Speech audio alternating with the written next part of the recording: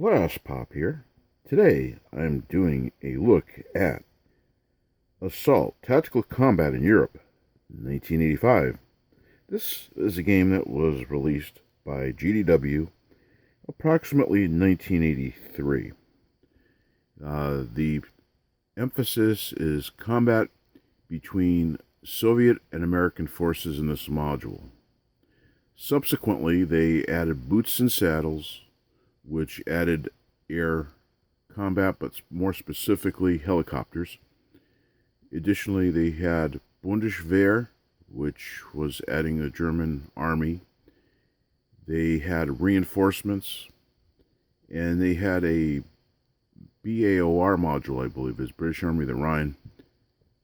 I'm not sure if that was actually called BAOR, but nonetheless, those elements were also added. Each of those subsequent modules added maps, counters, with Boots and Saddles actually being a self-contained game in itself that also could be added to Assault.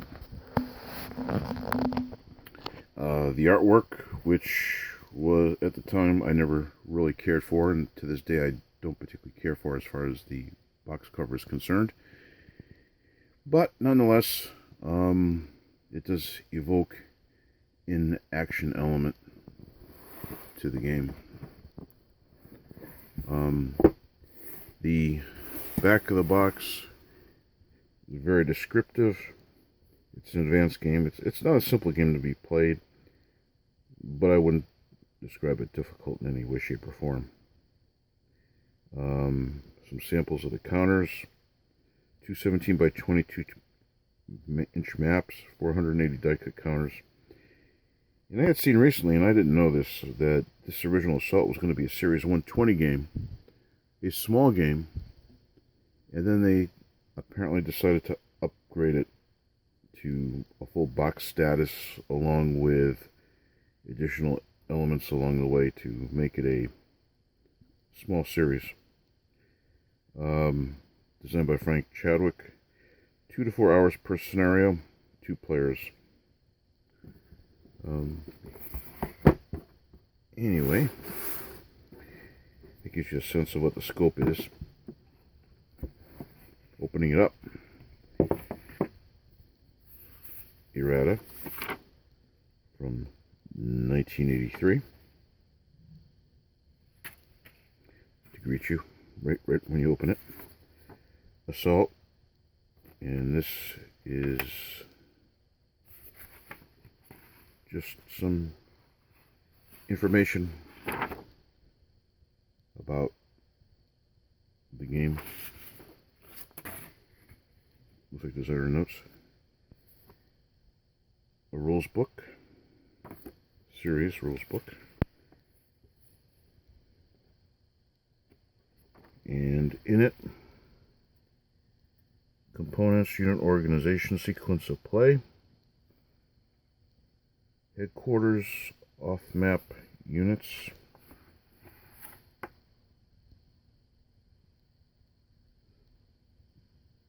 headquarters, which are very important, tactical operations centers, TOCs, is how, if I believe correctly, is how you issue orders. Movement. You got tracked, wheeled, road, bound, leg, and static. Facing, stacking, spotting ranges. So it gives you a full gamut of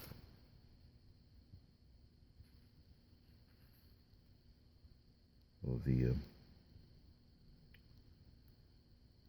available options. Direct fire, various sorts, anti-armor, types of rounds,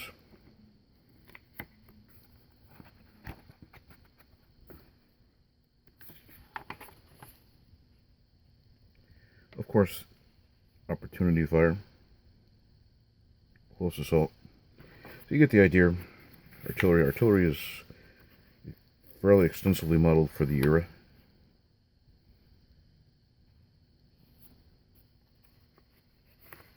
Soviet fire timetables.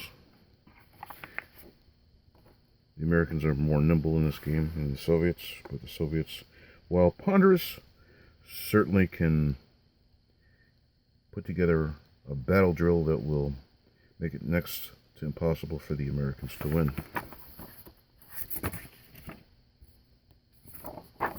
More assault. And these are additional rules, I think the second edition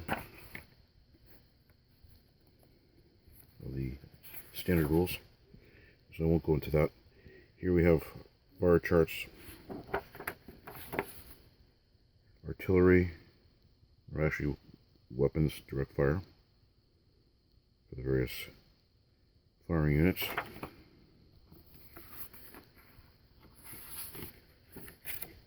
Command and control sheets.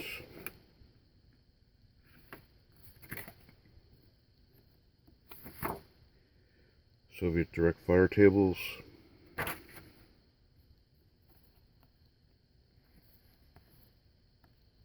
More fire tables. It's chart intensive and to my mind not necessarily well readable. By modern standards, not as friendly to the eye as they might be.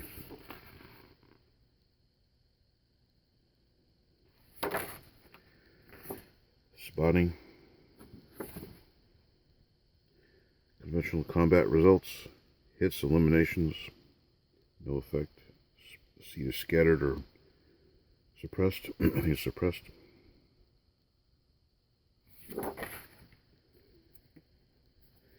Keeping track of your ammunition. Again, not a simple game. Fire mission record. So there'll be a off-board artillery usage. Scenario information for the Soviets. And essentially you take one module from the Soviet side for a probe for a various force level and place it against an American force level, and you have your scenario. So it's not a traditional scenario composition where you have specific forces against specific forces for a particular scenario. You have different force levels, so it's a little more variable and maybe not as play tested, as far as I can tell, from the traditional formatting of the scenario.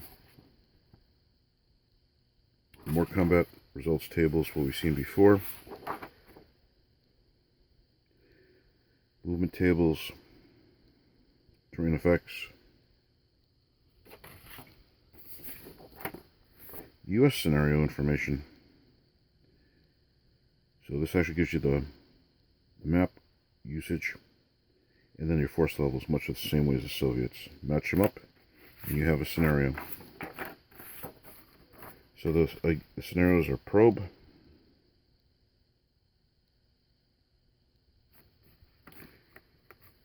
which is usually a heavy reconnaissance and force, meeting engagement,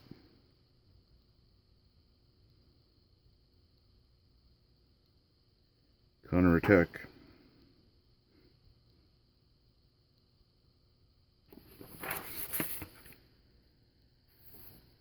unit ID sheets,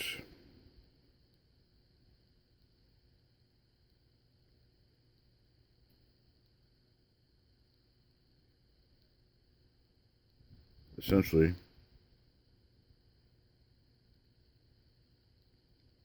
what everything means.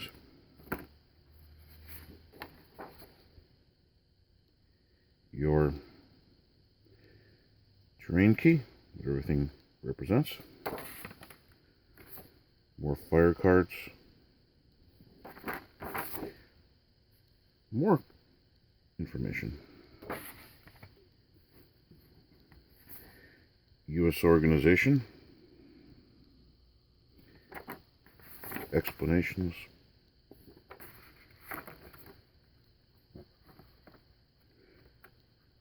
There's a lot to this package. And we come to the maps.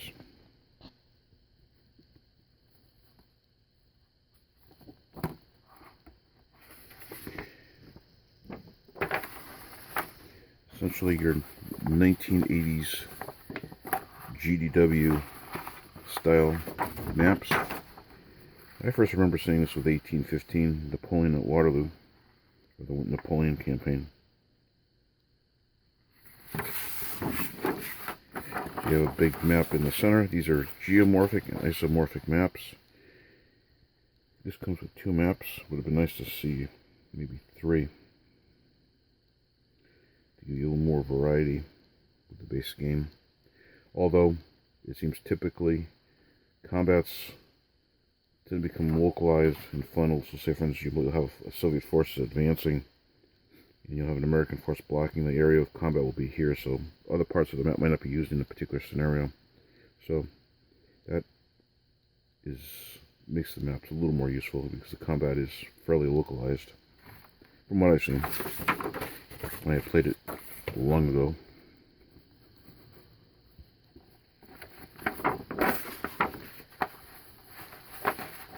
The second and final map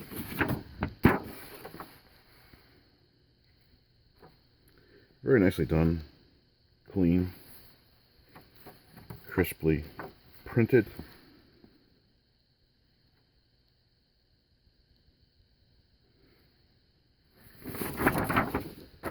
Nice places to be able to channel your attacks.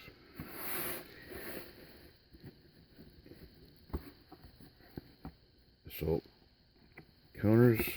Oop. A couple popped out.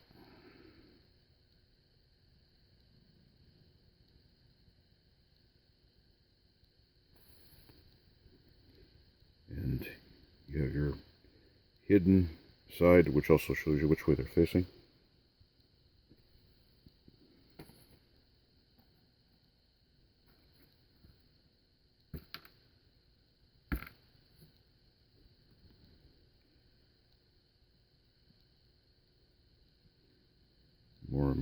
In this case Americans, more counters. Similarly, the back denotes hidden. Third counter sheet.